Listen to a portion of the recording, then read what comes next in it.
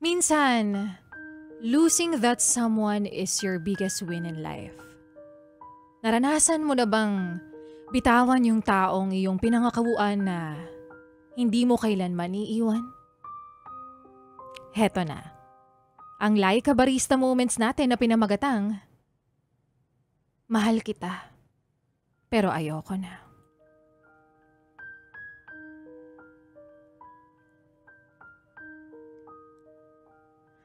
Totoo pala yung sinasabi nila na kung saan ka nakakaramdam ng sobrang saya, doon mo rin mararamdaman yung sobrang sakit.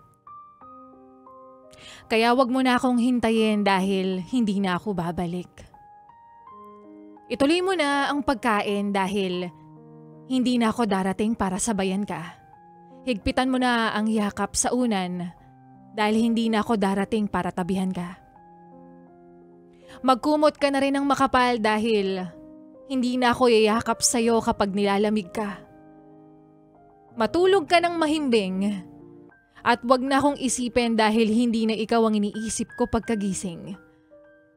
Wag mo na rin akong isipin sa tuwing nagkakape ka sa umaga at nakatingin sa kawalan dahil iba na ang kahati ko sa mainit na tasa.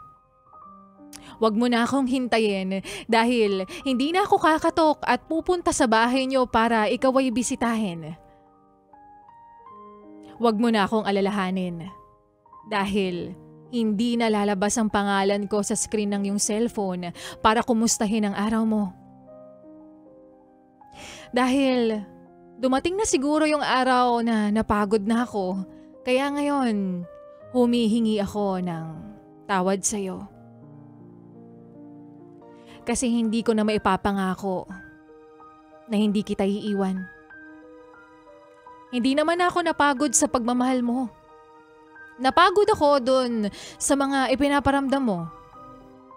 Masyado akong naging kampante na hindi ako mapapagod dahil sobra kong pinanghawakan yung salitang, mahal kita. Sana maisip mo na bago ko binitawan yung salitang tama na, pagod na ako. Sana alam mo rin kung gaano ko katagal hinawakan ang mga salitang, hindi. Kaya ko pa to.